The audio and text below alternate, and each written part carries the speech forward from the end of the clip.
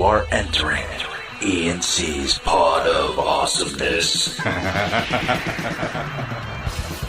So you finally made it, Bird. Technical difficulties up in that boondocks town of Toronto, where they have no technology. And apparently, I was jumping through hoops trying to get connected here this morning, just so my silky smooth voice could entertain the masses. But that's the kind of guy I am. I go all out. I'm crawling underneath the desk trying to plug in the wires. I'm sure I screwed it up somehow. Anyways, I had to call the technical team here at this hotel to finally save the day. I'm still going to blame user error.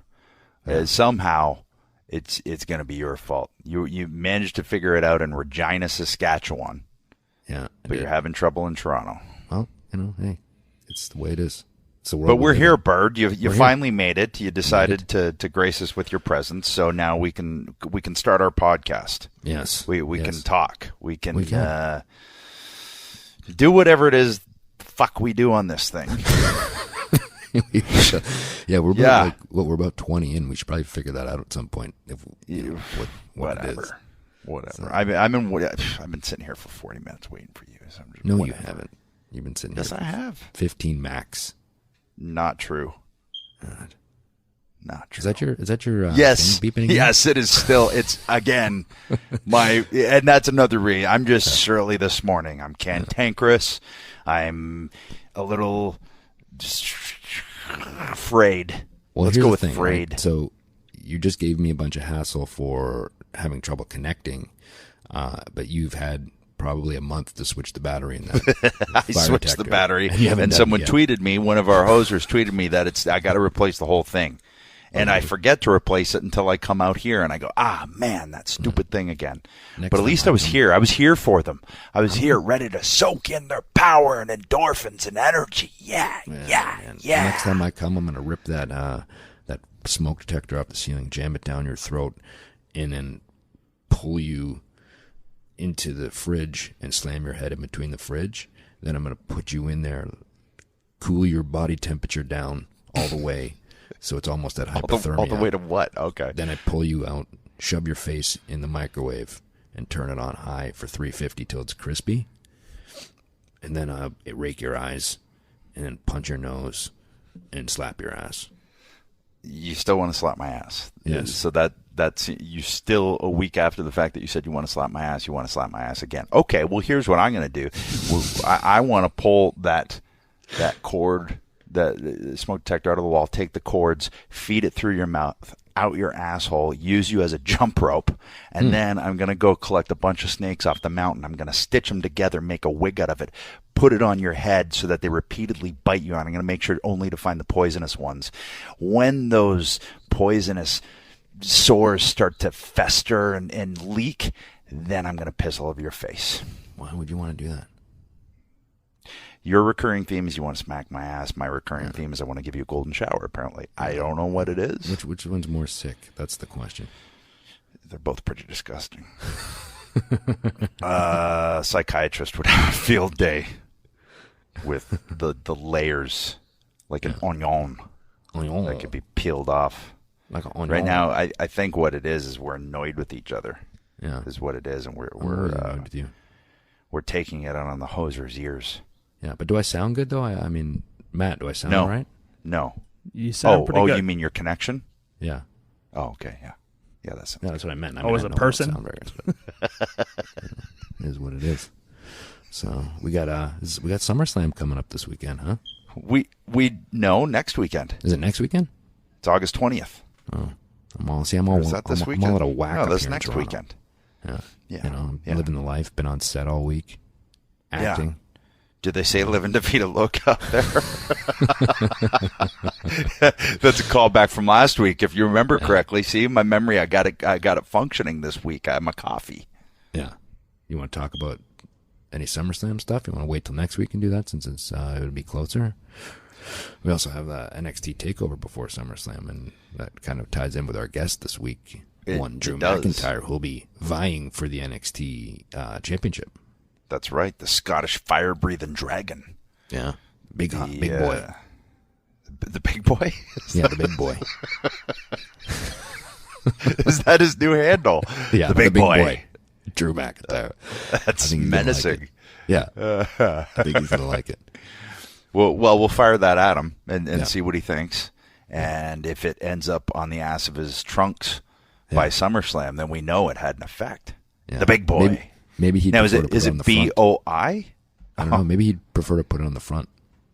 Yeah, well, there you go. Do you remember my first pair of Sexton Hardcastle tights? Yeah.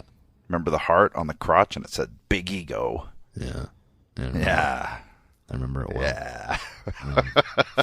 But not one of my best designs. Yeah. As you can see, that was left in what? Purgatory. Yeah. We'll say it was purgatory. It's gimmick purgatory. It's not down in hell, but it's in purgatory somewhere. All right. So how's your week going in Toronto, Bird? Besides your good, bad connections, yeah. You're Big Knuckles Johnson. No, Lunchbox Lenny. Lunchbox Letty, that's right. Stoker. Yeah. So I'm shooting a show up here called Murdoch Mysteries, which is it's shown on the CBC in Canada, which is like it's a Canadian institution, that show. Right. Yeah, it's been around for, I think this is the 11th season, so it's been around for a long time. It's actually pretty big in the U.S. My wife's a big fan of the show. Really? She watches it all the time. She loves period shows, right? Like all those. And this takes place in like 1905, so it's very cool, like to be able to kind of do the dialogue with kind of more of an older accent, very proper speaking. It's been kind of fun to play this a little bit differently. So it's been a good experience. Yeah, the cast has been great. It's a lot of fun, and it's cool too because when we were over in the UK doing the Comic-Con, I just found out that I was going to do this show when I was over there, and when you're meeting wrestling fans and stuff like that at the appearances, they're asking, "Oh, what else are you doing now that you're not wrestling?" And talking about doing a little bit of acting. I said, "Oh, I just got on the show Murdoch Mysteries," and they go, "Oh, we love that show." So it's on, and when I was there, when I was looking through the TV guide, it was on pretty much every night over there. So it's pretty big over there as well. So it's a syndication. It's very very well received internationally as well, which is nice. So, you know what I do when people ask me what I'm doing now? What? Nothing. Tell me. I'm just going to sit and atrophy at 2%, at the rate of 2% a day. Yeah. You're just going to be a hair bag of cottage cheese covered in flesh. You're just going to be hair, a beard, and a pair of Jordans. Yeah. I'll fly commando. I don't care. Yeah, you're right. Yeah. That's right. That's exactly what will happen. Bird. Actually, I'll be chasing the kids. But what else is going on with you? Not a whole heck of a lot. I know it's getting set to get busy, so I'm purposefully, whatever. I am making sure that I got some time with the girls, some time with Beth, with the dogs. I'm getting out my mountain bike and just making sure I just get out there and get my legs spinning because I know, like I said, pretty soon it's going to get busy and I'm going to miss being home. So I'm just trying to soak up home, Bird. That's what I'm trying to do. Yeah. Caw-caw. Yeah, you get that before you get back on the road there, brother.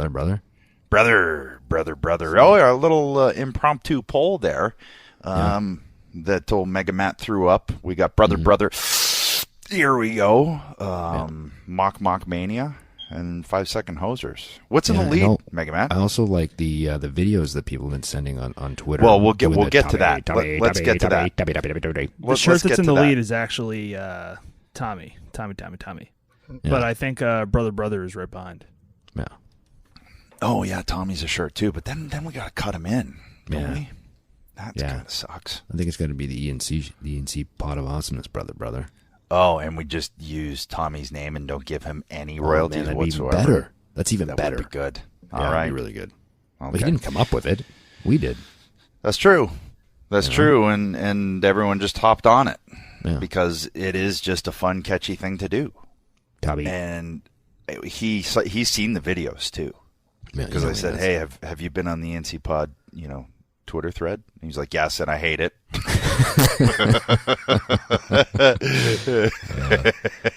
But Matt, great stuff. I love the one breath challenge. Yeah. Matt, would it be possible to hear the audio on some of those, or? Yeah, you guys talk for a few minutes, and I'll fire that up. That was kind of like, hey, I don't want to talk anymore. Play some audio. Now we got to talk a little more. Oh, now you got to talk in order. It's not at his fingertips, man. He's not Oz. He's not Kevin Nash. Well, that's his job. His one job. See what I did? Come on, nothing there. And eat cereal. I'm going deep here. Yeah. You know what I can do though? I can insert them after because podcasts are magic. And since this isn't live radio, right? Yeah, but we want to laugh at them. Yeah, no. Don't do it then. So, Drew McIntyre, our guest today, is wrestling young Robert Roode. Yeah, Roode. Yeah. Bobby. Booby. Bobby. At NXT Takeover SummerSlam. Is that the technical term for it? Or is it just NXT Takeover? Well, I think it's NXT Takeover Brooklyn. Oh, okay. So, all right. Yeah. So, but Drew's been done well for himself since he's been back. And, sometimes you have to step away to come back and be better than you were before or seen in a different light. And it definitely seemed like the right time. That'll be an interesting discussion to have with him, and one of the questions I want to ask him. Sure. And in doing my research, I'm working on accents. Can you tell? Yeah. Yeah. It's a good one. Yeah. And maybe I'll get on one of my 1905 early Torontos, eh? Yeah, eh? Yeah. No. Maybe I should stick to Dusty and never swerve from the Dusty Avenue. Yeah, it's called the American Dream Drive, if you will. I have no idea. I don't know what's wrong with me this week. I do know I knew it because at 10 o'clock last night, Ruby woke up. I was like, this is going to be a rough night. Yeah. And, I got overnights. So I knew it was going to be a thing, and it was a thing. It was 2, and then it was 4, and then it was 5. So I got bloodshot eyes. I got my yerba mate enlightenment ready to go. So basically what I got to do, I'm going to crack this open now, and then you'll see a difference. And they aren't even a sponsor on this show, and I just plugged them. Damn it. Yerba mate. With your enlightenment. Damn you, why do you have to be so good and energetic? So that's all I've been doing, Jay. That's pretty much it. Yeah. We've been doing some work on the house, the stuff that just needed to be done, and it's easier with 2 of us here. It was time to paint the house. We've owned it for 10 years now, and that's when stuff starts to happen. Yeah. But this isn't a home improvement show, so nobody wants to hear that. So I don't know what I'm talking about. Well, really, we've already said we don't know what it is. We can turn it into that if you want. Yeah? Yeah? You don't think they're dropping off at this point? Yeah, they might be. Like the viewership of Raw. We should. Maybe we should. Well, maybe knowing that Drew is coming up, we'll save it. So. Yeah, save our energy is what you're saying. Yeah. No, but I mean, it's impressive what Drew's done, right? So, and it kind of reminds me of the situation that I was in years ago when I left WWE, and it was a combination of different things of why that happened. And one of them was being burnt out, was being tired. My body was beat up. I'd been on the road straight since I was 24, and I think I was like 31 at the time when I left. And also, it just kind of felt like I was kind of stuck in a rut, and my situation wasn't going to change if I stayed there. At that point, it was going to be like, well, we know what we got with him. He's there. He's doing his thing. He's good. We'll, when something comes, we'll figure something out. But that time never came for me. You know what I mean? So it was one of those ones where almost, and we've talked about it many times before, you have to bet on yourself sometimes. And my contract came up, and I decided that it was going to be beneficial for me both personally and professionally to step away for a little while and come back and hopefully be seen in a different light when the time was right to come back. And we'll see if that was the case with Drew. And for me, it worked out because I went away for 3 years, came back, and I feel like the second part of my singles career in WWE was much better than the first. And it was a fresh start.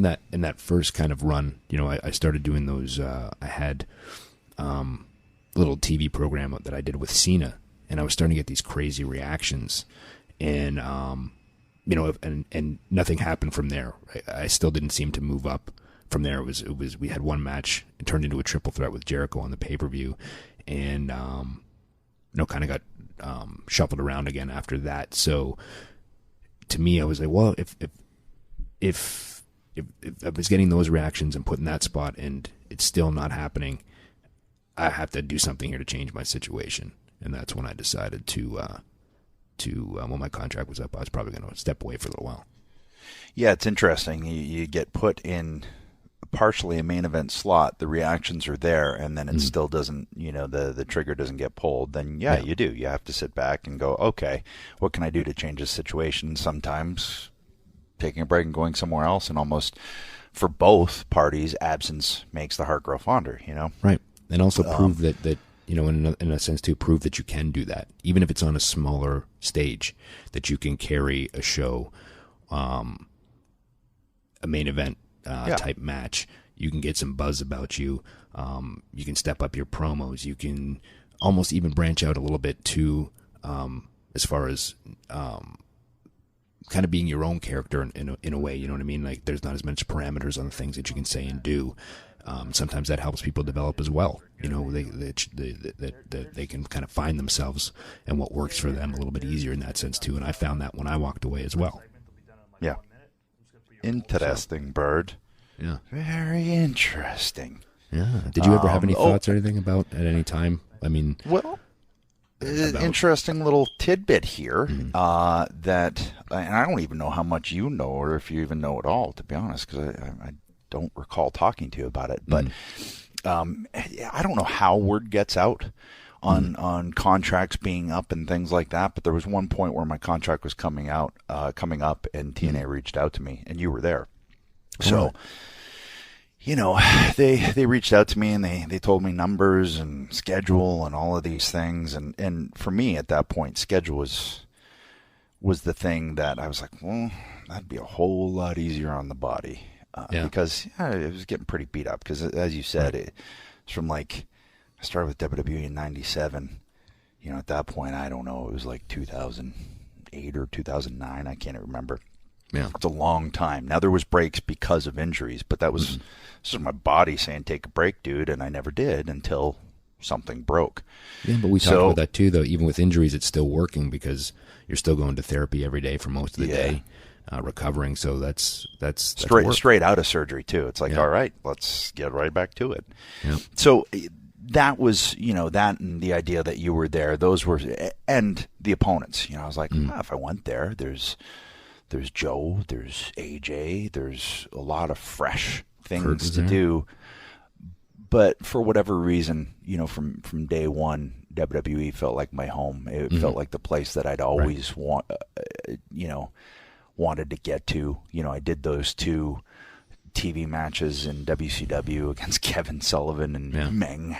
And within 5 minutes of walking in that locker room, I was like, I don't want to be here. I can tell this is not the place for me. And the dream was still WWF. And, getting there and then finally seeing the inner workings and then working into a position where, I was one of the main event guys and I was factored in. It just felt like, what, they did put that faith in me. Yeah. That they did pull the trigger with me for whatever reason. They did. And I felt like, I can't look that gift horse in the mouth. Right. And sure, there was work involved, but I gotta stick it out here and I gotta stay here. I just want my career to be here and nowhere else. Yeah. I mean, but for you, I do believe that was definitely the right thing to do. Mm-hmm. And don't get me wrong, like you were saying, WWE felt like home to you, and it was home to me as well. And it crushed me to leave. It really did. Like, it was one of the hardest things that I've ever had to do. Like, saying goodbye on my last night there, tears in your eyes, you're crying because you don't know when you're going to see your friends again. And these are all the people that become your family when you're on the road and you're spending so much time with them. And in a sense, you're leaving your family for something that's unknown. Well, Bird, these are some deep, heavy thoughts. Right. And we can talk to young Squire Drew McIntyre if he felt this way when he left. Because guess who's here? Whoa. He's here. He's ready. He's ready to go? He's ready to go, man. He's on the horn? He's on the horn. Oh, man. Patch him in. Patch him in. Here we go. Hey, Bird. Remember when summer was all about long, lazy days with nothing to do but sleep and lay around the pool, maybe walk down the train tracks and look for dead bodies like we're in Stand By Me? Mm-hmm. Well, in the real world, summer is just as hectic as every other time of the year. It's awesome. That's why I'm so glad I have Sunbasket. Well, I'm glad I have Sunbasket as well. Actually, I just finished my box that was sent to me. See, Sunbasket makes it so easy to cook delicious, seasonal, nutritious meals no matter how busy I get. Sunbasket sends organic and non-GMO ingredients, pre-measured and ready to go. There's no figuring out to do, Edge, because you're kind of dumb. You couldn't figure it out. You're not a very good cook, and this makes it easier for you. And you can pass it off as your own, that you did this. Yeah, and I can do it in 30 minutes or less. I'm not that stupid. By the way, they sent me yucca. I've never had yucca. I didn't know what yucca was. It's one of the best starches I've ever had. You see, with Sunbasket, you can take the guesswork out of preparation, make cleanup easier. Let's face it, nobody likes cleanup. And skip the grocery store. You obviously don't because you're a mess. You're a disaster. And they've got meals to fit every lifestyle. You can choose from paleo, gluten-free, lean and clean, and vegetarian options created by an award-winning chef and approved by nutritionists. Yeah, I like paleo. That's the one that I always get. See, Sunbasket meals are quick and easy, and they are delicious. I can definitely find the time for that, and I think you can too. Call to action, brother.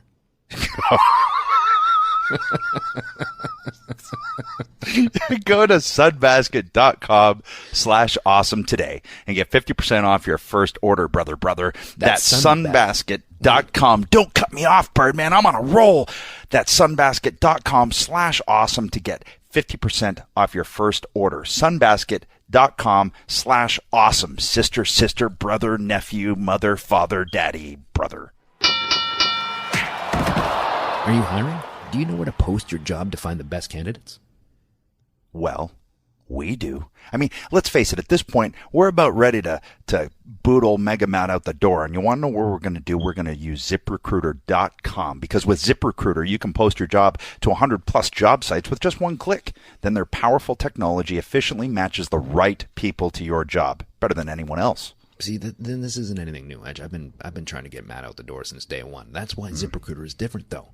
Unlike other job sites, ZipRecruiter doesn't depend on candidates finding you; it finds them. In fact, over 80% of jobs posted on ZipRecruiter get qualified candidates in just 24 hours. So we can find someone that won't sit there in a bathrobe eating cereal. No juggling emails or calls to your office. Simply screen, rate, and manage candidates all in one place with ZipRecruiter's easy-to-use dashboard. Right. Find out today why ZipRecruiter has been used by businesses of all sizes to find the most qualified job candidates with immediate results. And right now, our listeners can post jobs on ZipRecruiter for free. That's right, free. Just go to ZipRecruiter.com/awesomeness. That's right. If it's free, it's for me. That's ZipRecruiter.com/awesomeness. One more time to try it for free. Go to ZipRecruiter.com/awesomeness. Hello? Hello? Were we all just on at the same time and just sitting there waiting? Yeah. So, I've just been on for like an hour, but I assumed it was Jay's fault since he's been on to be It's always Jay's fault, Drew. That's the key. And I'm glad you jumped on board with that without me having to in any way antagonize that. That's what I've been telling all of our listeners this whole time. If something goes wrong, it's Jay's fault. Drew, I've been listening. I need to get my fix with brother talk. Drew, here's the thing. It's like that. You're my get. You know, you wouldn't be on the E&C Pod of Awesomeness if it wasn't for me. I'm the one that texted you, and you're already siding with Edge here, and that kind of hurts my feelings a little bit, man. I don't know. I mean, like most people would say, "Hey, brother, could you come on the podcast?" It'll be around, midday. Jay, on the other hand, he likes to bring me on the podcast at 8:50 in the morning, but that's okay. I just appreciate getting on to catch up with you guys. I was going to say, because I just saw you guys are on the West Coast, and I was like, wait, so it's like going to be 6:30 there for him? So thanks for doing the show. I'm doing squats. That's all right. Yeah. There you go. Doing some of those Hindu squats, those air squats. Yeah. Oh yeah, 3 hours of Hindu squats and on hold for the past hour. So how you been, man? It's been a long time since we chatted. Oh man, it's been too long. I've been fantastic. I don't even know where to begin. It's been a few years, but yeah, I think I've grown up a little bit since last time I've seen you. But I've been away from the WWE for about 3 years and kind of did my own thing. And thanks to everything I learned from being on the road with the guys like yourselves and the roster we had at the time, I was able to take all those lessons, apply them across the world, really build my name. And it was the right time to come back, and I'm back. And next week, myself and Bobby Roode are main eventing the biggest show of the year, Takeover. Pretty crazy. We were actually just talking about this, before you came on, and I kind of likened it to my situation when I left WWE for 3 years. That sometimes you have to bet on yourself to go out there and try to come back and be seen in a different light, or to go higher than you were the spot you were in before. Sometimes maybe get stuck in a rut, and that's just the way that things happen. Is that the way that you saw it, that you needed to kind of go to come back at some point to be better, or what were your feelings when you left? I wasn't given the choice, but you and I had this conversation a few times. Yep. Where you told me, the best thing would be, since you're just kind of spinning your wheels, if you went away and just kind of showed everybody what you can do. And I guess just getting signed when I was 21 from university, coming straight to America and growing up in the company, and you're in the bubble for so long, like the idea of being outside was a little terrifying. But, right. Once I got that chance, that's when I was able to say, all right, it's time to shut up or shut up. This is the one thing I know. It's the only job I've had. And let's see if I can make something happen. And thankfully, I was able to apply everything that I did learn. It worked out that way. And like I say, I learned a lot. I grew a lot as a performer and a man. And now I'm back and ready to be back in the time. And it's perfect for both sides.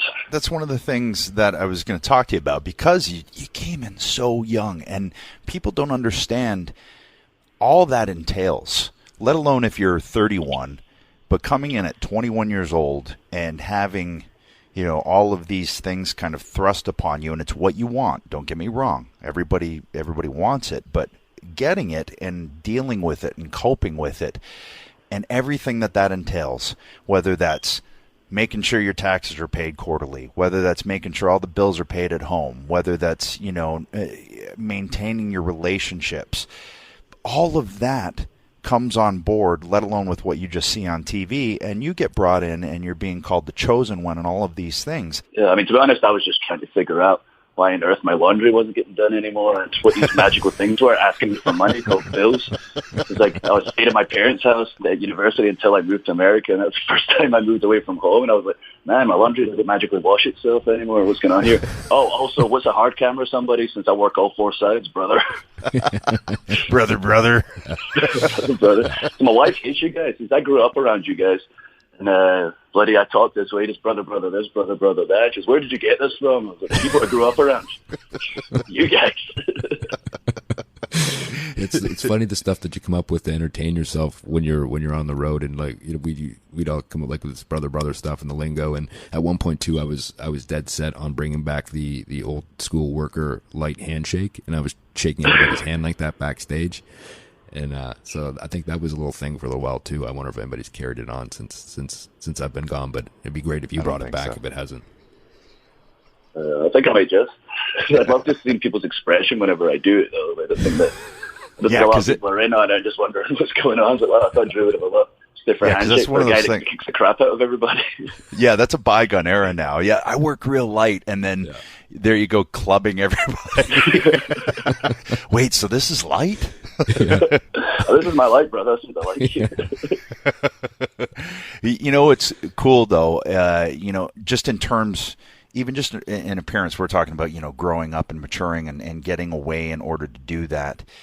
You even now, like before, your character kind of had the Hunter Hearst Helmsley, that kind of, but a Scottish version, obviously, vibe to it. You came back now, and it's Braveheart. It's, okay, that dude has been through some fires now. And now I believe, okay, he smells like smoke, and I believe it because he came through it. So appearance-wise, work-wise, it looks like you really did mature just in every aspect. How do you feel? Like, do you feel like you gained some armor for this too? 100%. Just all the lessons, the ups and downs, everything I've been through and growing up in front of the world has really taught me to be a top guy, and I'm ready for that position. I'm ready for that responsibility. I've been the top guy for many companies, and it's everything I've been through that's got me to this point. And also everybody calls me sir, and he acts like this old dude when I'm basically the same age. I just turned 32 last month because I've been around so long.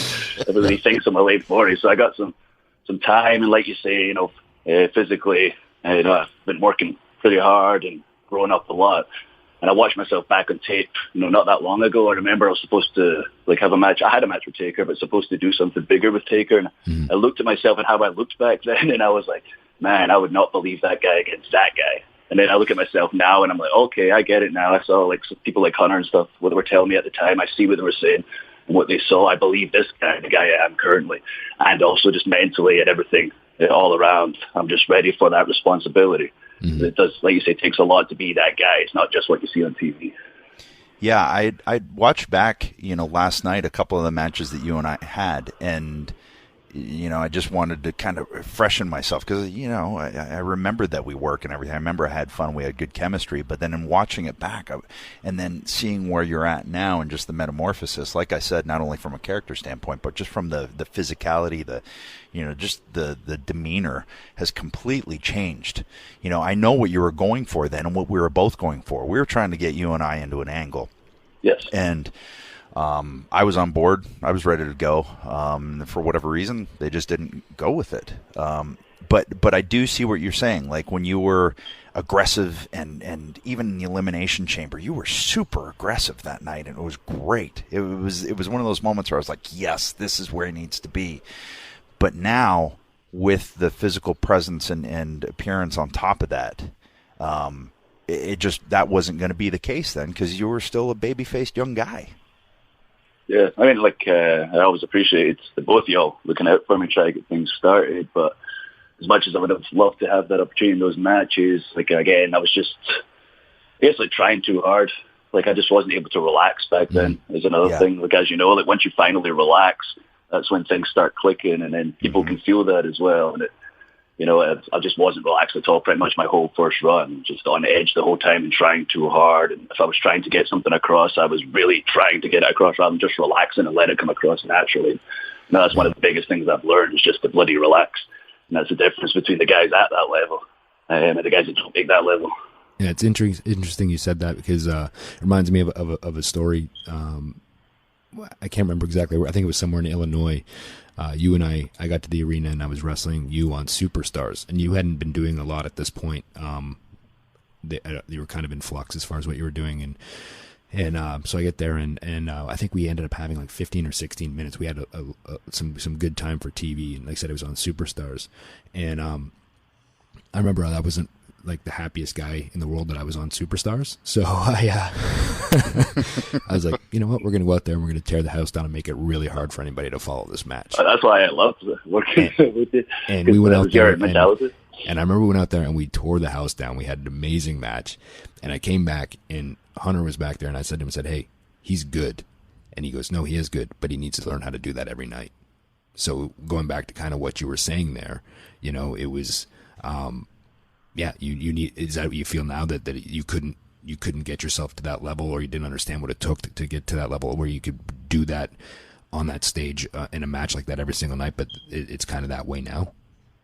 Yeah, for sure. When having someone like yourself, I'm gonna have to say something nice about Jim.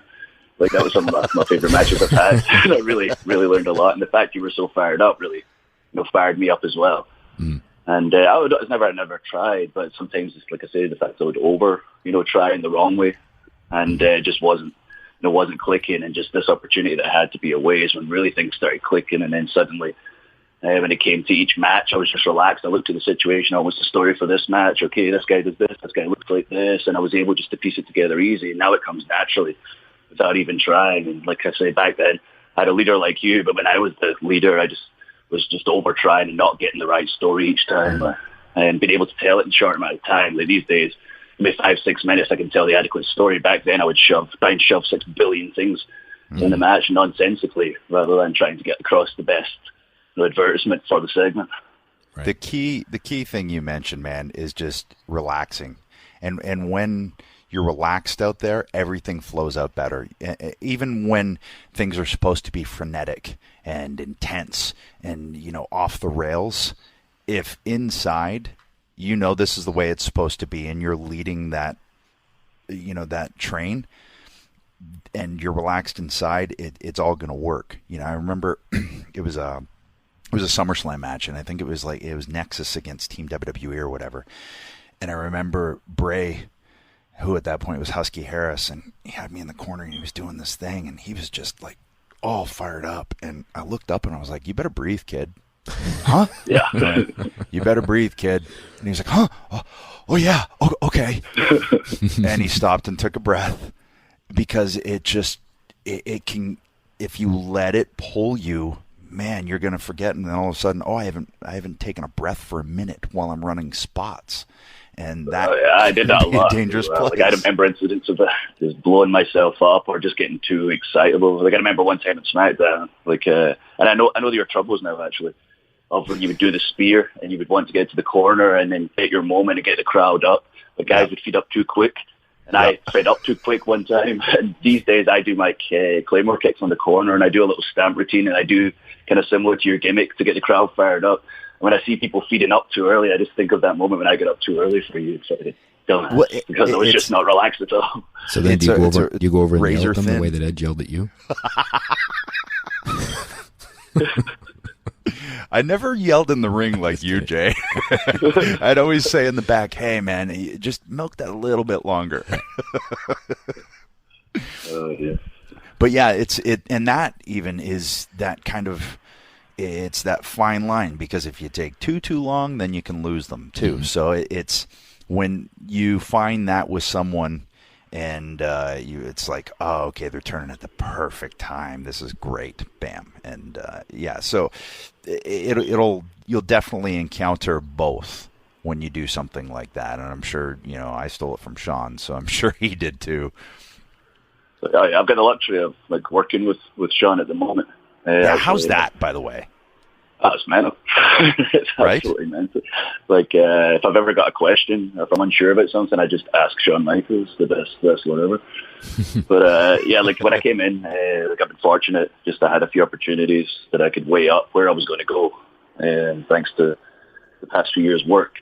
And there just wasn't a choice. Once I spoke to Hunter, my mind was made up that he wanted to bring me on board for his baby, and I didn't technically have to go to the PC or any of that jazz, but I heard Shawn was going to start taking classes, and I was like, "Excuse me, can I go to Shawn Michaels' classes? I know I don't have to come." And it's awesome. It feels like you're doing a PhD in wrestling. No matter how long you've wrestled, this has been my 17th year, whatever. You go in there, he explains things the way nobody's ever explained them before, because most people just don't know at that level. And you sit there and go, "Why didn't I know this? I'm really getting a PhD right now, and it's bloody awesome." What's also, cool the first about rule that? of Sean Club is don't talk about Sean Club. So I got to watch what I say. Well, the thing with Sean too, what's great about it is you never know if someone that has reached that level, if they can translate it, or do they just do it out of instinct, and it's hard to explain that to someone or get that lesson across. But it sounds like he's getting it across to you guys, which is awesome. Oh yeah, everyone in there gets it. But when someone tells you for 17 years, just listen to the people, it's very general term, and then listen to them, brother, and you get a feel for it just from experience. But when someone like him breaks it down to just bits and pieces and explains why, it's like, wow. And I thought I'd figured this listening to people think out, and I felt like I was taking him on the ride, but when he really breaks it down and how much of a ride you can take them on, you're like, man, there's so much to be learned, and this is pretty cool that my go-to guy is Shawn Michaels. Well, I'm going to break a rule of Sean Club here. He texted me the other day while I was flying back home, and he was like, "Hey, as a bigger baby face, what matches could I point people in the direction of how to sell with a as a bigger baby face, maybe with a smaller opponent or things like that?" So I don't know who that was. Wonder who that could be about. I have no idea. I'm doing a giant wink down the phone. So I told him Eddie, Kurt, Regal, and those were guys that were, very intense. So they made sure, a lot of that is dependent on the heel, obviously, because they keep you selling and working as a babyface. But yeah, it's definitely, it can be an interesting thing as a babyface to stay aggressive but still sell. And I always found movement around the ring. If on your sell, as long as you moved, even if you weren't, getting bumped all the time, which seems to be a thing now, is so many bumps and less, movement in between the bumps. That to me was always the key. That's one thing I loved. When Kurt and I worked, he was like, "Man, you just move so much for me without." You gotta sell, but you can still move. There's still a way to creatively do it. Yeah, actively selling. Yes, Austin would be that. I don't know how Austin kept going. The way he would be on the move all the time. Taker was another guy too. Oh, Taker never stopped moving. Well. He would be up on his feet kicking your ass. Oh, yeah, exactly. And from a realism standpoint too, you think about if you have a guy down and you're working, especially if it's a bigger guy, and you finally chop the big guy down, why would you pick him up again? If you had him down in a prone position, you would get what you get until that person drags himself up or gets somewhere else where you have to. Anytime anyone grabs my hair to pick me up, like during the bloody heat, I smack their hands away. That's what you do, pick me up.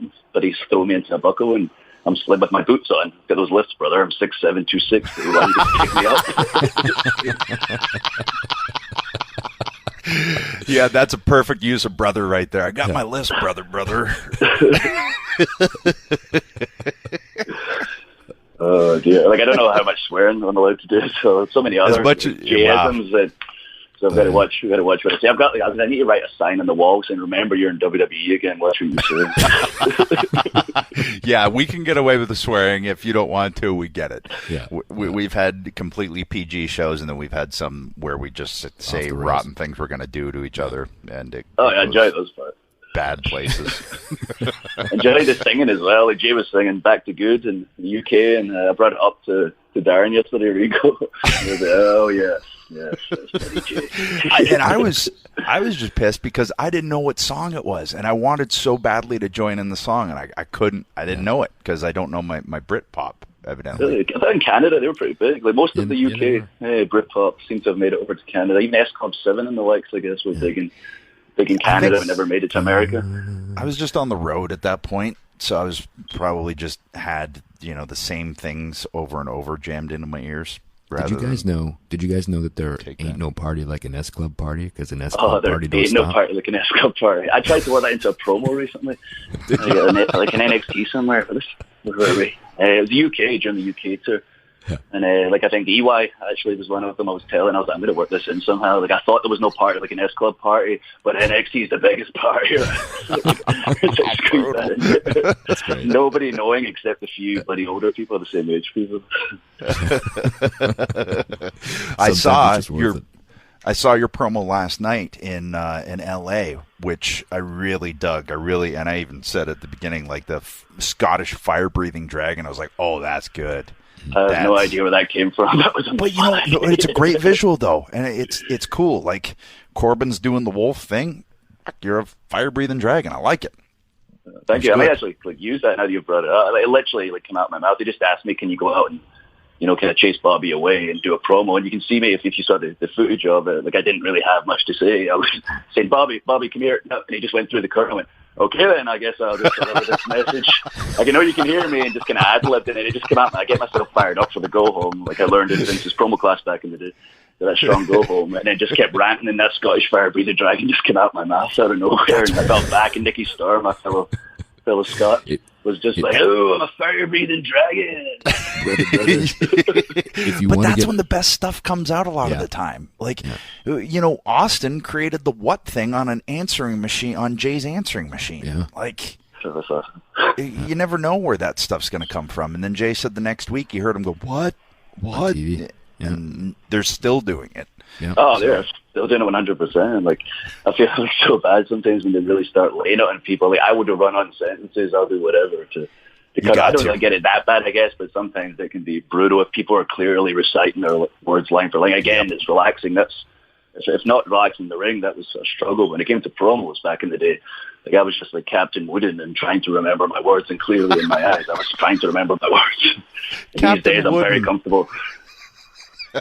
That's the key with promos. I've always said it has to sound conversational, and there's going to be ums and uhs and just weird little like those little crutch words that you fall to when you're trying to think of something, and that has to go into your promos because it's natural and it's normal. That's the way people talk, and if you do that, there isn't those long pregnant pauses for the whats.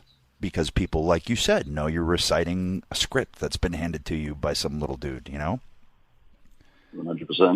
Yeah. And for future reference also, if you want to get Bobby to stay somewhere and you need to get his attention, just go, Bubby, Bubby, Bubby, Bubby, Bubby, Bubby, Bubby, Bubby, Bubby, Bubby. I may break that out. Like, we might actually be working there. So maybe I'll just break that out randomly without telling him. Bubby, Bubby, Bubby. Just to gauge reaction. Bubby, Bubby, Bubby. Tommy, Tommy, Tommy. Yeah, it could become a Tommy type thing. Bobby, Bobby, Bobby, Bobby. Yeah. Speaking of Tommy, actually, I need to give him a little shout out since he's always on the show. We got the big show in Brooklyn next week. Well, one of my moments when I first kind of came back on the scene, I went to Scotland, did my mission statement promo that really got some attention. And Mick Foley spoke about it on Awesomeness podcast and really helped me out. But one of the first kind of matches I had that really helped me kickstart who I was and what it was about was against Tommy in Brooklyn. Oh, we had an old school ECW style battle. Most of it was on the fly, and afterwards Tommy got on the mic and really put me over, and it really helped me out a lot and kind of motivated me. Like at the time, I was a little bit down, motivated but a little bit down. And, Tommy really got some people talking about me at the time, and I really appreciate that. So Tommy's there for the boys, brother. Tommy is. He's one of the most giving guys in this industry. Probably to his detriment at sometimes, if that can be said. But like he just. If there's someone that needs something, Tommy is going to be there to give it. And whether it's motivation for you and selling and helping you, get back to a point where you get your, get out of the doldrums a little bit, that's the kind of guy he is. And he can, and he probably doesn't even know he's doing it, but he can just sense when somebody needs something. I've always said he's our version of Dusty in that he just, he has a way with people too. 100%, and that's a privilege been around Dusty as well, for a couple of years, and he's the reason I can talk at all is from the lessons I learned from Dusty, and Tommy's just always been there helping as much as he could. But that night in Brooklyn really is something that kickstarted me. So big shout out to Tommy. Yeah, kind of backing up again anyway, and for a second too. When you left WWE, and sometimes that can be deflating, and especially when you're released. Can kind of take the steam out of people and kind of maybe feel sorry for themselves for a little bit. You didn't seem to have that, because you and I had a couple conversations afterwards, and it seemed to motivate you even more. And I remember you saying you were just going to go out on the road and be a pro wrestler, and you were going to be out there as much as you could. And it seemed like you were legit on the road a lot. That was your goal. Tell us a little bit about that and what your schedule was like when you were kind of in the middle of that whole your run there. The schedule, I don't think it's ever been done before. Like I know, like people like the Bucks would ever go back and forth to Japan all the time, but during the past 3-year period, I do not know how my buddy wife put up with it. She was still with me because I was never home. I was legitimately the busiest wrestler in the world, and every single week I was jumping across America or jumping across the UK. I was in the UK at least minimum every 3 weeks, just back and forth. And like for an example, just like a weekend, this wasn't irregular. I went to Germany, a place called WXW, for a tournament, it's the biggest tournament in Europe, the 16 karat gold, and I wrestled on the Friday there in Germany. I had to leave on the Saturday to wrestle in Scotland when the tournament was going on, and so I had to do 2 matches on Sunday to make up for it. I got back to Germany at 6 a.m. with 0 sleep back and forth, then a fan fest, did the first match for 30 minutes, did the second match for about 20 minutes, finished the show, came back to my room, had to leave 3 hours to Amsterdam, airport, no sleep again. They got stuck in traffic, They were so disorganized, and I missed my flight. So I was there trying to figure out my flight. I spent about $3,000 of my own money to make this flight, to make it back. I was doing Impact TV. And I just made it there like 4 p.m. after all this shenanigans, like literally touched down in Tampa, got a car, drove to Orlando, walked in. They called me in an office, and that was the night they were like, all right, Drew, you're winning the world title tonight. And I just done all that travel, and I looked at them and went, cool, man. I thought you'd be a bit more happy. I'll be very happy at the time. Just a little bit. I'll be happy when I wake up. Yeah, just feeling it a little bit. And that wasn't uncommon, but like you say, I was just so motivated to push myself, show everybody what I could do. I had a clear vision in my head. I spoke to a couple of guys when I was gone as well, and they told me the usual protocol, like you go out, you do your WWE gimmick, you make X amount, eventually the money will go down, and you'll find the money you stay at. I heard that and was like, no, that's not me. Like, I'm going out to go up the way, and I wouldn't have it any other way. And through the power of social media, I can take everyone on this journey. Right. And that's thankfully what I was able to do. And it was non-stop. It was fantastic. I really learned a lot about myself. And it might not mean a lot to much people, but it means something to me when I was number 300 and something in PWI, brother, when I left WWE. And last year, I was joined 10 with John Cena. And like myself, Jay Lethal, and Okada were the only non-WWE guys in the top 10. So it meant something to me, brother, after all the hard work, seeing something like that. Well, it isn't, like you said, with social media, it really, it can keep eyeballs on you. And it's not like you're not even on the radar anymore, which is kind of the way it used to be if you pre-internet and pre-social media. So, I was able to follow what you were doing. I was like, okay, cool. Yeah. He didn't put his tail between his legs. And you may have had that moment, don't get me wrong, when it first happened, but it didn't appear that you did that. You said, okay, dust myself off, got to pick myself up, set my shoulders, set my chin, dust myself off, and keep walking. And it really appeared that that's what you did. And as we've talked already, used it as a learning experience to get you back where you want to be. And I knowing you, I don't think you're even where you want to be yet. I think you're just starting to scratch the surface. Oh, 100%. I take everything like short-term goals is kind of how I do it these days. But like my long-term goals are completely unlimited. Like if I'm not joining you in that Hall of Fame one day, then I've not done like what I planned to do when I was a kid. I've got some big aspirations and big matches, and I'm just getting started right now. And I'm excited to be part of the NXT. That's where I wanted to be. That's where Hunter wanted me to be. I was working on 6 companies before trying to help build them, and was able to build them and felt like I really made a difference in the wrestling scene and bringing the UK level up. And now I've got my one focus is NXT. It's cool to try and see what we can do because we've got such a talented roster, and just, getting it up there as high as we can. And then when the time's right, I'll go and do the next stage. When you were started the dialogue to come back to WWE, was there any talk of you moving to either Raw or SmackDown? Was it NXT right off the hop? No, I had a clear picture in my head what it would be. Like I say, there was a situation where I had a couple of offers. I really had to weigh up. My wife and I had to weigh up. And then I had friends with Regal. Obviously, I was getting contact, and he'd mentioned Hunter would like to speak to me. We had that conversation in my head. I was like, I'm unsure to see what's going on. But once I spoke to him for that 30 minutes, I could see he was thinking the same way as me. Like, you come in, let's see what you're doing, which meant the world, to me, and wanting to bring you in as a player, which again, that's his baby, really meant a lot. And I'm going off a little off topic here, So he mentioned that he sees me in NXT and kind of rebuilding myself, and that's exactly the vision I had in my head. Because I don't assume everybody follows the indies or follows my Twitter and knows what I'm about these days. So to get that opportunity to rebuild, get myself up that level, help the NXT brand hopefully, and then whatever happens next. First and foremost, I'd like people to stop saying moving up for the NXT because it's such a fantastic brand. Like my goal when I first came in, I said during the Superstar shake-up, I'd like transfers between the brands. And I think that's probably going to happen at the next one because it's not the platform of a Raw and SmackDown, but it really has the talent. It really is a fantastic show. It really deserves more than moving up, because I hate that term.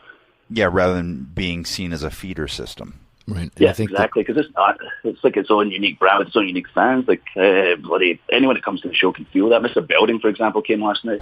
He was the first time he'd been there, and he was like, wow, this is really different. It's a different feel to it, a cool underground kind of feel to it, and all the characters and just how hard everybody works. It really deserves more. And I'd say to the guys and girls on the roster, stop saying moving up. It's what the perception, Vince would always say, is what matters. I understand, you're working hard on the PC, etc., and maybe one day you want that run SmackDown schedule /pay, But what you put out is how people see it. So put it out is when you're here, this is the number one brand, nothing else matters. And it really has that chance to be like seen as one of the top brands in the world if we just stop that moving up perception. I had gone to the I'd never been to an NXT show, and I went to the one in Orlando, which, unbeknownst to me, they brought Beth and I out to watch the Revival match, I think it was, and is it Aleister Black and Cien Almas. So we were out there for that. Had a great time. Loved the atmosphere and everything. It was really fun. You know, I was totally jet lagged because I just got off a plane from Ireland, but I got excited in watching the match. I was like, man, I haven't been out in an audience like this in, I don't know, like 25 years. And sitting there watching it, being that close to it, but not having to take the bumps, it was so much fun. And you could tell the enthusiasm, not only that the performers had, but that the audience had. It was really a different vibe, and maybe it's just because I haven't been in the audience in a while. But then I go backstage and I look out, and you're sitting in the same seats. I went, "Whoa, Drew's back! All right, cool." Steal your seats. You pilfered our seats, man. Adam and Beth left, brother. I'm going to steal his seat. He was in the 10th row when he saw it open. He's like, "Brother, I'm taking it." Oh yeah, man. I want that front row seat, brother. But yeah, that day was the craziest day. One of the craziest days ever. Only a few people actually knew that I was coming in. The decision was made. So tell us how that works, because I didn't even know you were there until we got backstage, and then they showed you. And I wasn't there. Okay. Like I was there when I was there on screen, pretty much. Like everything had been decided by that point. You know, I'd made my decisions. We made our deal, and I'd done the proper tests, etc. It was just a matter of when I was coming in. I was finishing off my independent days. Had to drop a couple of titles and finish off some business. Brother. And brother. And on the Saturday, it was my busiest day. During Mania weekend, Evolve will have shows. The What Culture title shows. We've got the WrestleCon show, the WrestleCon signings.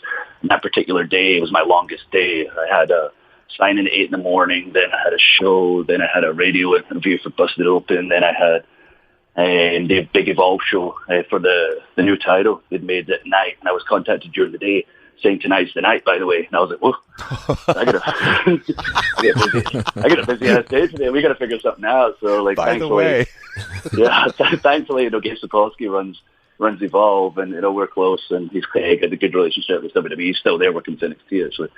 And they were able to figure something out where I come out in the first segment. I was doing the heel shtick at the time, said my piece. A guy called Keith Lee, who's doing awesome, came out, crushed me, ran to the back. This was like, what was it?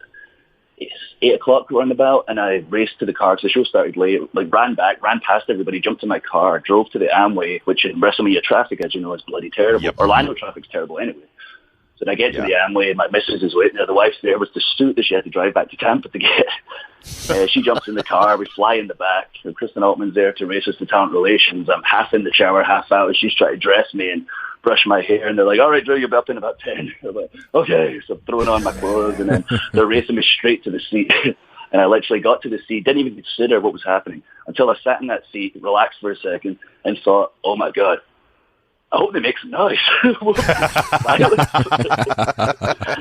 even if they boo, as long as they make something noise, just not the worst thing you can have in wrestling is just nothing. Thankfully, they did. I was a big smile on my face, was legitimate reaction, because it did not occur to me, like, oh my God, what if they've been following me? Do they know what I'm about? Do they remember me? Once I heard the response, it was a pretty cool feeling. That's every performer's fear, right? That they're not going to react. Like, as a wrestler, like, even if you're off for 2 or 3 months and you're at the curtain, you're about to go back out, you're like, man, I hope they make some noise. I hope they react. They don't. Yeah. It's the worst feeling. Like, even I don't care if they boo me. Like Reigns is the top good guy, gets that reaction, gets everybody into it, they feel it. But as long as they're making some kind of bloody noise, the kiss of death is silence. That's the death knell for a wrestler. So, but what's great about that day is you're so busy. You didn't even have a chance to think about it until you actually sat down. So, okay, let's say you're 22 and all of that happened. How would you deal with it differently than you did this time with the kind of day and schedule that was and the pressure? I would be a lot more wound up. Of course, I was a lot more cocky back then, so I'd probably just assume, they're going to explode, brother, when they see me.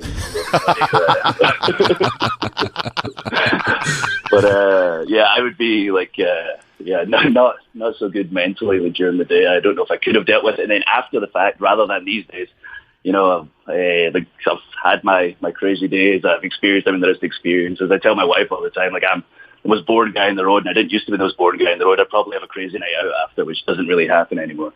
I'm the most boring 32-year-old ever these days, which is also probably a positive because I used to be the opposite back in the day, brother. Brother.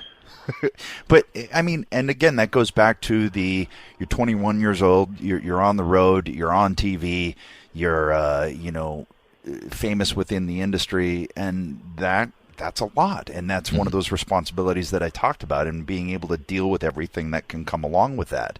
And that can be partying after the show.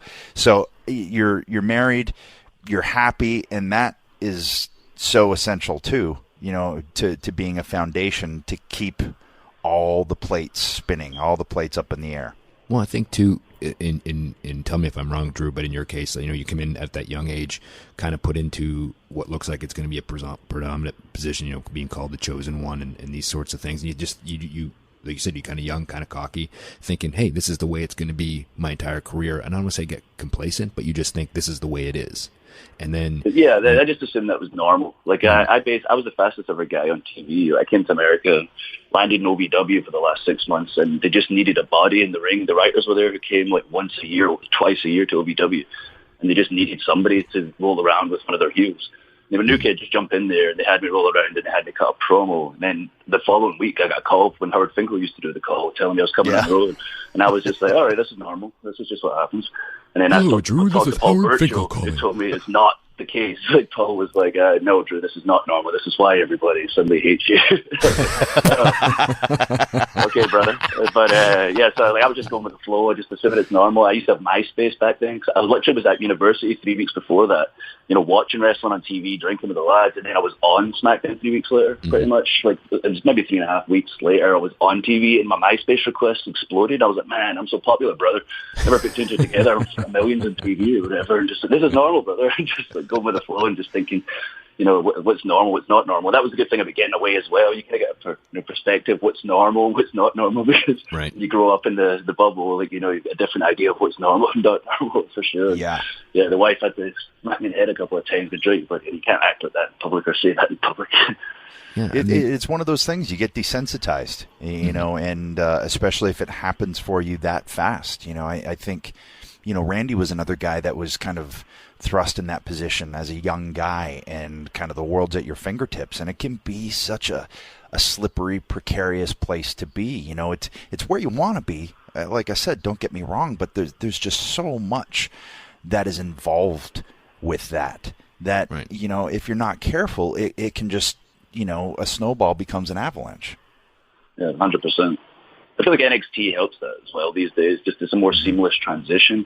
People going to get to, get that experience on TV, but they're also part of the, majority are part of the PC, and they kind of learn what's going on, and they get that, little practice at first. Of course, it's not the same being on Raw, and SmackDown in that travel schedule, but, you go from there to the same character and similar people you've known already. In the back in the day, it was just come over. I was plopped in America. Here you go, plopped on the road.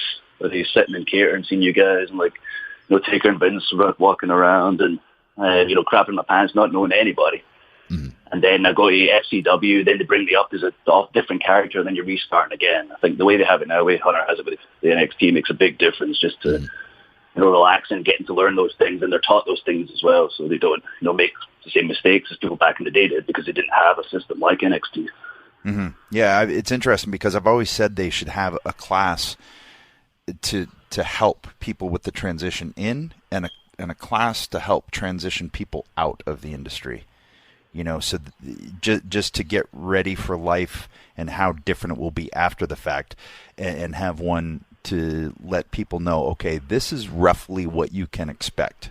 So just be prepared for all of these things that are going to be brand new to you, and have someone, I don't know who, but someone just to kind of help get the feet wet. But it sounds like NXT is kind of doing that, like you said, in terms of you're getting your character fleshed out, you're getting on the road, you're getting in front of big audiences and learning to work TV and being on TV with the network. So you're already getting accustomed to the fact that people are going to recognize you and want things from you and things like that.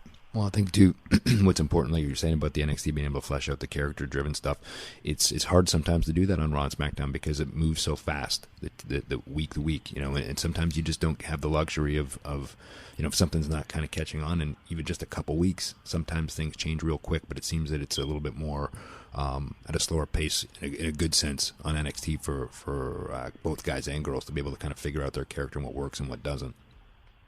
Yeah, 100%.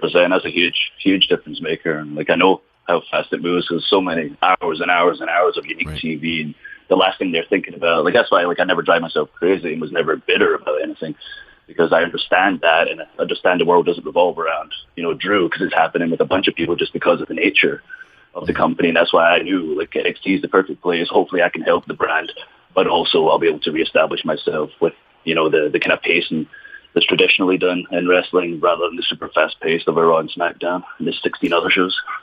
I think is cool too is that we've seen a lot of guys like Bobby Roode or Nakamura, Finn Balor, guys that were established names in other places that came to NXT first, and that was cool. But I think that it's interesting that you were a WWE superstar, SmackDown, Raw, both shows, and you came back to NXT, and I think that's a pretty cool thing too, and says something about the NXT product and where it's headed. Right. And I think it gives some real credibility, like you said, not just be seen as a place to move up from, it's more of a place to move over from, if, like you said, more like a talent transfer. So I think if I'm not mistaken, you're maybe the first guy to do that, right? As far as I'm aware, yeah. It's just, it's pretty crazy, but you say pretty cool at the same time. I was the WWE guy, and then went away, like you say, and kind of reinvented myself and took everything I took and helped. The UK seemed to people to learn to get up to that level, to get up to that TV level when the time was right, coming back as a former tag champion, as a former Intercontinental champion. But also, as a man, as a WWE guy, in the end I was gone, but I was always a WWE guy, and it was pretty cool. Drew's been out doing this away from home. And he's grown up. He's finally left the nest. Now he's coming home, and that's how I feel, and how hopefully people feel as well. Because I was a IC champion 7-8 years ago. It's people have grown up, a different generation. People talk to me as I say, an old man. These kids had your ringtone when I was a kid and stuff. And it's pretty cool just having everybody kind of watch me grow up in front of them and still being young enough that I can hopefully give to the business for another 10 years at least. I'd say maybe 20. Well, that was one of the things that. Jay and I kind of encountered that too, and I think the Hardys as well, in that we started so young that by the time, I was working like Kofi Kingston's or, let's say, Cena's or CM Punk's, those guys are around the same age as me. But I was looked at as this veteran who's been there because I'd, been there for 10 years. It just ended up, that's the way it worked out time frame wise. So it's interesting when people essentially the same age as you are going, man, okay, hey, sir. It's like, wait, I'm only 2 years older than you, That's the thing. You learn, you have the chance to learn from. Both y'all, some of the greatest ever. And when I was younger, I'd be pushing all the time to try and get in with you guys. Now I'd always say, not in a nasty way, but these guys aren't going to be here soon. Who are we going to learn from? In the future, I've got to get in there with them. I've got to learn because I'm going to be here for a long time, and I didn't take for granted any opportunity I got to work with y'all. And it's one thing being told, but being in there with somebody. I remember I worked Ricky Steamboat. He had 5 matches when he came back with Steve Jericho or whatever, but I had a couple with him, and just getting chances like that, and just listening to the way he called matches, and he talks the way he talks in real life in the ring. He's like, you hear that, Drew? You hear them coming up? Now what I want you to do is slowly come up, and then you listen to them, and I'm going to take you back down. And just so calm the way he's calling stuff, and just having that learning process, and having Finlay, put me with Finlay when I first came from FCW because I was maybe too aggressive, beating the crap out of everyone to kind of tone me down. But the idea of working with a fit Finlay, to get me where I need to be aggression-wise and getting to work with you guys, it really taught me a lot. And when you look at the business today, how few guys are there that have been through, through everything y'all have been through and have that experience. There isn't much left anymore, and it makes it a lot more difficult to learn. with each other than getting the opportunity to get in the ring with you guys. And I was so fortunate I did have that opportunity. And now that I think back, the things that I didn't get back then, a lot of things come back to me that I go, I get that now, which is pretty cool. Well, good that you kept track of that. But, I see and you hear that and I go, okay, well, you're going to have a leg up in terms of, when I look at some of the NXT guys that come over, not up, but come over, and I see Nakamura, I see Sammy and some of these guys, and some of it is booking, obviously, but I see there's a little bit of a struggle to transition to the different aspects of live TV, the different aspects of, now Vince is the one calling the shots. And there's a lot of different elements that go into Raw and now SmackDown being live too. And you can see a transition period for a lot of talents. But you've already been there. You know what all of that entails. You know the inner workings and how that works and how things can change. And you're not going to have that much time to put a match together, so you're going to have to call a lot on the fly. And it seems like because of that experience, even though, we've talked about you being young at that point, that experience is going to come in so handy when you do make the switch over to those shows. Yeah, I even feel it right now. Like even with the NXT, I just feel like everything I've learned and the way I react to situations and how easy things kind of come now. I feel it, like you say, when I go through SmackDown, like I am ready for every situation that's possibly thrown at me. I am ready to be in Gorilla and turn around and go, all right, you had 6 fat, you've got 3 now, and just easy to be able to, figure out what we're going to do. So, I'm very grateful for, the experience I've had, and it's just one of the many things in my journey that's got me to where I'm at now. And the thing is, no matter what happened, up or down, or how terrible, it all led me to where I'm at now. And, I'm feeling pretty lucky. Yeah. So as far as this match, and those are, they said those are all character building things that you went through. And they said to kind of make you the performer you are now, and helps you realize that getting there and staying there are two different things, and that's kind of always the fire under your feet, so to speak. That no matter how high you get, that's there, and it can be gone at any minute. So that's a good shirt, Bird. Fire under your feet, man. I like it. Look at you. I'm actually a Jewish shirt. I'm just going to steal it and text them and say, hey, for Brooklyn, fire under my feet shirt. Because I do like the running kick. Fire under your feet. The fire-breathing Scottish dragon. Fire under your feet. Fire under my feet. Thanks, Jack. Okay, guys, that's all I got now. I'm out of here. I'm going to steal it. But you and Bobby should tear it down. Bobby's awesome. He's so good in the ring, and I just think that you guys are a little bit different style, but that works. For me, I always enjoy watching those types of matches. What do you expect for this match that the fans can enjoy in NXT Takeover Brooklyn?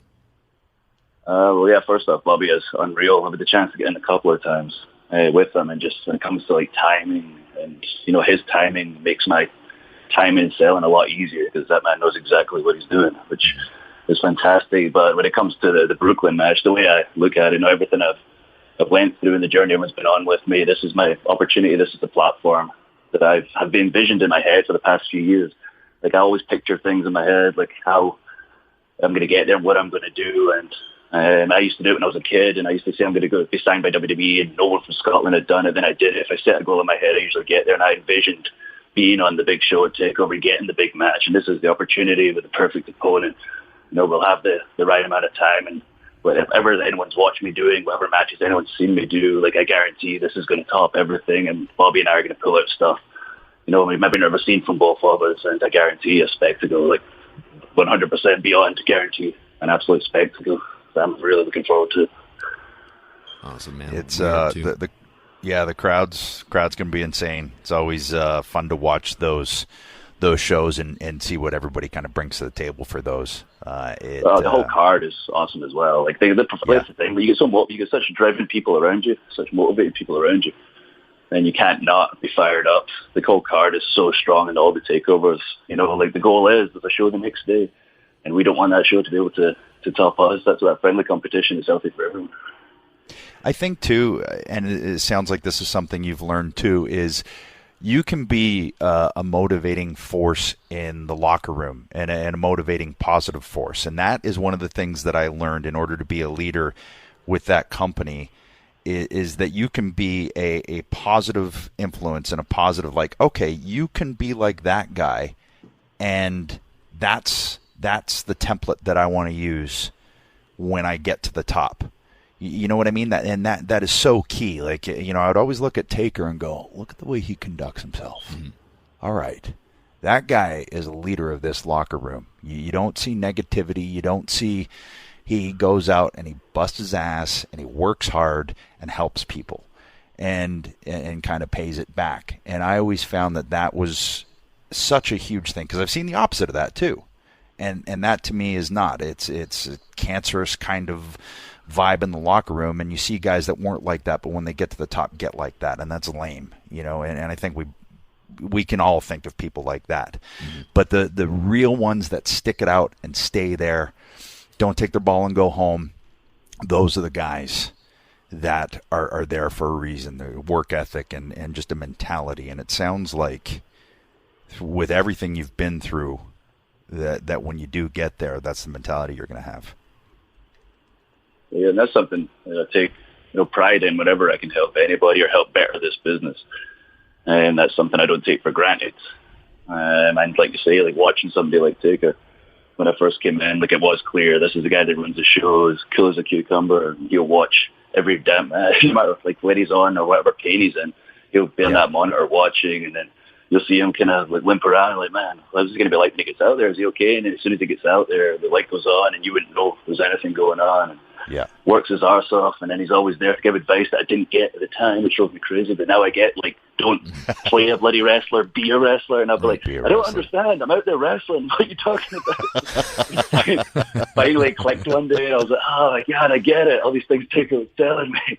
But, like, especially now when I see the younger guys, and I can see that look in their eyes, like, they're motivated, they want to learn, and any way I can help them and help the company, that's, a really good feeling, as you both know. Yeah. Well, I think you have more media you got to do this morning to help the company. So we'll let you go and do that, man. Appreciate you getting up at 6 o'clock in the morning or whatever it was, West Coast time to do this for us, man. It was good. Good talking to you too. Like most it's good to catch up. Like this is more of a catch up for me. Like I tell the company all the time. Like I genuinely enjoy the media stuff. Yeah. Like that's like I'm a weirdo. Like that's because no one else seems to want to do it except Cena. So I was like, just think of me as your Cena. I genuinely enjoy like talking about wrestling. I never shut up about it. People wouldn't cut me off or throw me off. Like right now. Like I just did. Yeah, exactly. You got other interviews, man. You got to go. Right now, I'm talking to right through the next ones. But no, I like this is fun because we're like catching up with y'all and reliving the old times is pretty cool. And hopefully I'll see y'all soon. I should, Jay. I hope I'm seeing you in bloody Tampa next week. Yeah, we're gonna have some dinner. We're gonna catch up. It's been too long, but hey, man, I just want to say, really, really proud of you, and I mean that the journey you've taken and to get back to where you're at, and I think it's inspirational. And I think it'd be a model for a lot of guys and girls in the business that the hard work never stops. So congratulations. I really appreciate that, buddy. And it's if I can touch somebody and motivate somebody, then I've done my job. Awesome, good deal. All right, man. We'll knock them dead at Takeover, and we'll see you soon, man. Absolutely. And take care, guys. It was good catching up. See you, brother. All right. See you, Drew. Brother. Good to catch up with Drew. Yeah. One of the biggest things that he said that I think could also be on a T-shirt, but don't play a wrestler, be a wrestler. Yeah. Yeah, no, really, really good advice. Yeah, and that's the best advice. And he, like I brought up in the interview with him. I remember him talking with him shortly after he'd been released, and he said I'm going on the road. I'm going to be a wrestler, and he had every intention. Like I said, he didn't be like, oh man, it sucks. I got fired. What am I going to do now? No, he made a career. Like he made his career. He didn't go sit at home, eat bonbons, become a big fat, like I used to wrestle or weekend warrior, working in an armory and taking Polaroids in the ring after. He went out and busted his ass, clearly stayed in shape, revamped himself, repackaged the character, took all of these life lessons, the road lessons, and took them to heart. Yeah, he didn't go and just be the Drew McIntyre that you just saw in the 3-man band and, take the show on the road. He reinvented himself, said, no, I'm going to be a top guy, and I'm going to be a top guy everywhere I go around the world until I get back to WWE and prove that I'm a top guy there. And that was the right mindset, and he was motivated, and it paid off for him, man. And you can tell he loves the business. He loves what he does.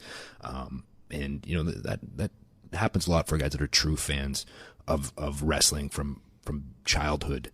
And when you have that mindset of this is all I want to do and there's nothing else for me, that's motivating, man. And I think I'm really, really proud of him that he's taken this journey.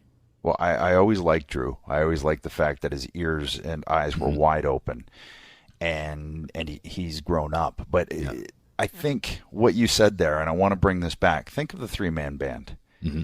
That is a testament.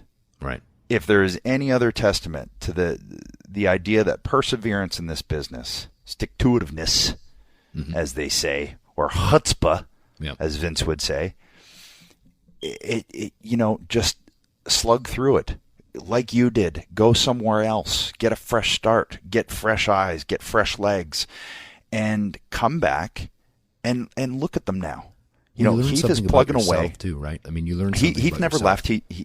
But Heath never left. He's plugging away. He's still having fun. He's still kicking ass. He reinvented himself with this, kids character and everything. Him and Rhino teaming, fun stuff. Always entertaining. Never a bad match. Mm-hmm. Jinder is now the WWE heavyweight champion. Right. Think about that metamorphosis, that transformation, whatever reasons there are, India market opening, who cares? Yeah. He is the heavyweight champion. The same lineage that Bruno held. He was in 3-man band with Heath Slater and Drew McIntyre, who is now back on NXT, kicking ass, realizing all of the things that he learned, taking them on, putting them in his tool belt. Right. And now he's headlining the NXT pay-per-view the night before SummerSlam. It'll be sold out in Brooklyn. The place will be going nuts. And that's just the tip of the iceberg. Right. Well, because of I'm getting fired up, Birdman. No, but you gotta Drew fired me up, man. Drew fired me up. Well, I just want to say, kind of touching something you said. One more match. You're talking about the 3MB stuff. And those sorts, and where all the guys are now, and it's true. It's not failing when things like that, not just in wrestling but in life. It's no such thing as mistakes. I've always taken that mentality. Yeah, there's no such thing as mistakes. Yeah, it's only failing if you quit. Yeah, right. It's only a mistake if you quit. Right. So it's kudos to all those guys, and especially to Drew to do the things that he's done and where he's at now. And man, it's a real. I don't know. I'm kind of speechless because I just thought that it was real inspirational the way that he looked at it and where he's at now. It's interesting. You have, and I know I say that term a lot. Well, it's interesting, but it is. Damn it! You have these guys like David Crosby from Crosby, Stills, Nash and Young, and the bassist from Kings of Leon, and they make these random, for no apparent reason whatsoever, kind of derogatory comments about wrestling, about WWE and its fans. Right. And there's so much that can be learned about not only, how to tell a story, because that's what it is. It's live theater, and thankfully now Hollywood and productions are understanding that and learning that, but there's still that, this elitist attitude, that somehow wrestling is a redheaded stepchild. But there's so many lessons that can be learned if you're not a douche and don't look down your nose at it. Like David Crosby, who hasn't produced anything good since Neil Young left him. It's look at this story, this real life story, let alone just the character story of what Drew McIntyre has done, of what Jinder has done, of what Heath has done, and the ride that they have taken in order to get to where they are. And as I said, I don't think there's no such thing as a mistake, and if you don't learn from it, right, then it's a mistake. But if you can take something from it, and there's always something to take from what is perceived as a mistake or a misstep or falling flat in your face, whatever, there's always something to take. There's always a kernel. You just got to knock the shit off to find that kernel or that nugget of wisdom and go, okay, then it's not a mistake because I now have this in my vest to take forward. And that's my rant of the day. Oh, it's a pretty good rant. I'm Cuckoo Kichu. Going to give you kudos on that one. Yeah. And that's one thing I've learned too is, man, wrestling fans, not just WWE fans, but wrestling fans are so loyal to a fault.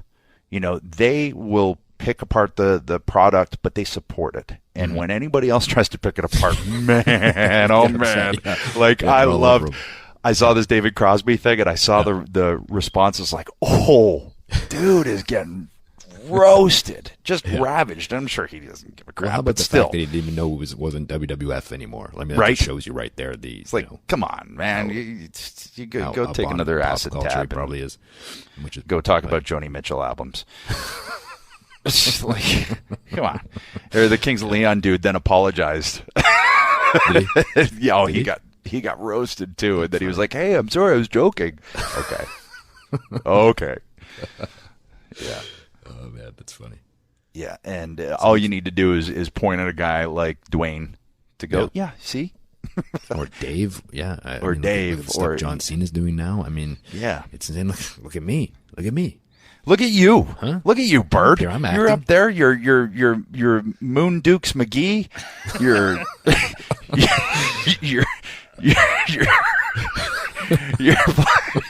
you're plugging away with your 1905 accent up there. Yeah. You're chucking knucks. You're throwing bones. You're ready, man. Yeah, I put a pretty sweet picture on Twitter with the way my hair is styled for it. It's pretty awesome. Big part in the middle. I just need the alfalfa thing at the back. Sick.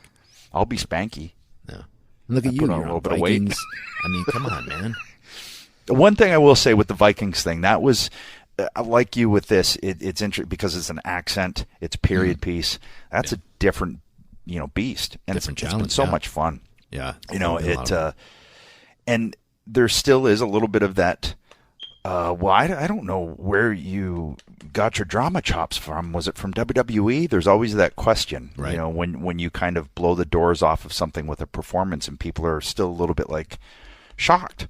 Yeah, and WWE's actually is the perfect training ground for all walks of entertainment. It really is, and we've said that before. Other people have said it, and it's the truth. It's and that's why it's nice now to see, all the guys that we've just talked about that are branching out and proving, and making it so people realize that like you said, wrestling isn't redheaded stepchild. It's legit entertainment, and being proud of that too. Being proud of that as a performer, going, yep, that's where I got my chops from. Mm-hmm. It taught me everything, and it taught me live. Yeah. So, anyone who looks down their nose at that, go try it live with a live mic and no cues, and then try and hit a time. Good luck with that. So, yep. There's my rant for the day. There's officially over there. I'm calm back down. But see what the yerba mate does to me, man? The yerba mate. It says on it, come to life. And I feel like I've come to life, brother. Guayaki organic brand yerba mate enlightenment. Here we go. All right. Here we go. That being said, Edge, I hate to cut this short, but somebody on this podcast has to go to set to work. Well, I mean, me and Mega Mac can continue on, but sure, yeah, okay, yeah, we'll cut it off because you got to get hashtag set life. Yeah, set life, brother. You got to do it. All right, brother. See ya. See ya, hosers. Here we go. Here we go. Tommy.